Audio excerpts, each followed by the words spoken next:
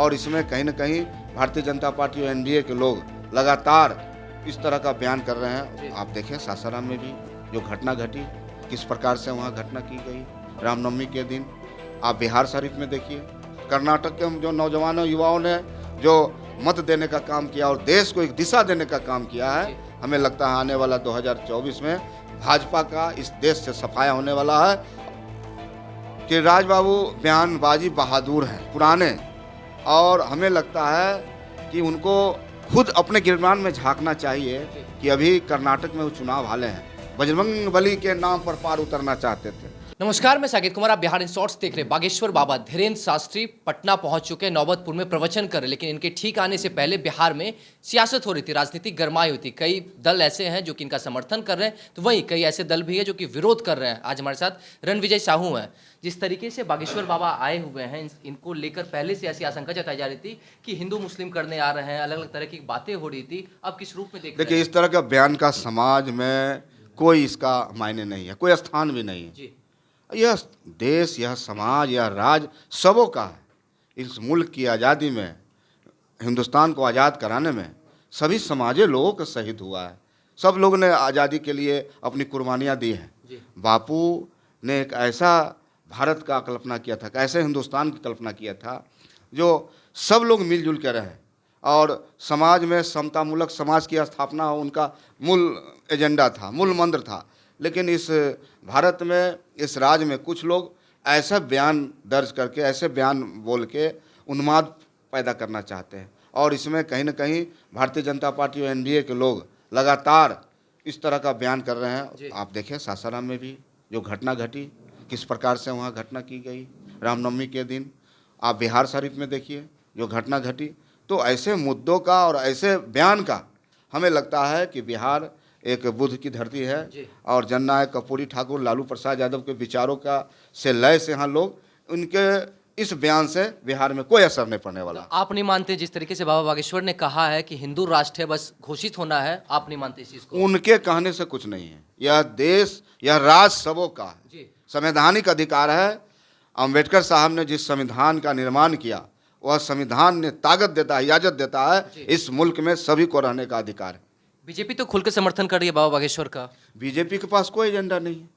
BJP तो कभी हिंदू के नाम पर, कभी मुस्लिम के नाम पर, कभी हिंदुस्तान, कभी पाकिस्तान, कभी बजरंग बली के नाम पर, कभी राम के नाम पर चुनाव लड़ने का काम की। लेकिन हम सैल्यूट करते हैं वहाँ के महान जनता को, कर्नाटक के जो नौजवानों युवाओं ने जो मत देने का काम किया और देश को एक दिशा देने का काम किया है। हमें लगता है आने वाला 2024 में भाजपा का इस देश से सफाया होने वाला है, और इस बिहार में 40 के 40 सीट महागठबंधन परिवार के झोले में आएगी। कर्नाटक के जो नतीजे, वो नतीजे आ चुके हैं। बिहार में 24 में राजनीतिक जो होगी और चुनाव जो होगा, उसे किस रूप में आप देखेंगे? महागठबंधन की सरकार है। माननीय नीतीश कुमार जी, माननीय तेजस्वी प्रसाद जी के नेतृत्व में बिहार आगे बढ़ रहा है। आप देखिए, अकेले तेजस्वी प्रसाद जी को हराने के लिए 2020 के चुनाव में एक हेलीकॉप्टर के पीछे 20 हेलीकॉप्टर, तो तेजस्वी यादव में वो क्षमता है।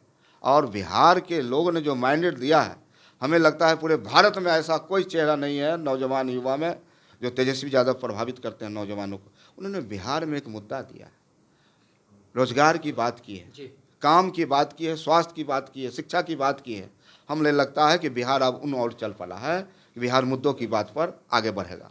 नीतीश कुमार लगातार विपक्ष को मजबूत करने में लगे हुए, विपक्षी एकजुटता को लेकर देश भर में भ्रमण कर रहे, लेकिन केंद्रीय मंत्री गिरिराज सिंह ने कहा है कि खुद की शादी हो नहीं रही है और सूरदास के लिए बरतोही कर रहे हैं। देखिए, गिरिराज बाबू बयानबाजी बहादुर हैं, पुराने, और हमें लगता है कि उनको खुद अपने गिरबान में झांकना चाहिए कि अभी कर्नाटक में वो चुनाव हाले हैं, बजरंग बली के नाम पर पार उतरना चाहते थे। हमें लगता है बजरंग बली नाराज हो गए हैं, तो इस प्रकार से भगवान को भी ये लोग नहीं छोड़ना चाह रहे हैं, तो भगवान भी नाराज हो गए। तो ये सब अब देश में नहीं चलने वाला है। देश में अब मुद्दों की बात होगी, जो विकास की बात करेगा, बिहार देश को आगे बढ़ाने की बात करेगा, उसी को जनता चुनने का काम करेगी। एक आखिरी सवाल रहेगा, जिस तरीके से लगातार चुनाव में होते हैं कि धर्म की राजनीति, भगवान के नाम की जो इस तरीके से इस्तेमाल किए जाते हैं, क्या ये सब सही है? कहीं इसका स्थान नहीं है, और धर्म का राष्ट्रीय जनता दल कभी विरोधी नहीं रहा है।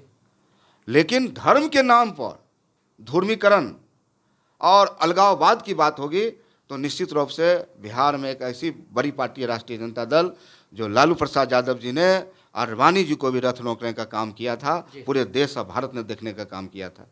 तो निश्चित रूप से राष्ट्रीय जनता दल मजबूती से लड़ने का काम करेगा।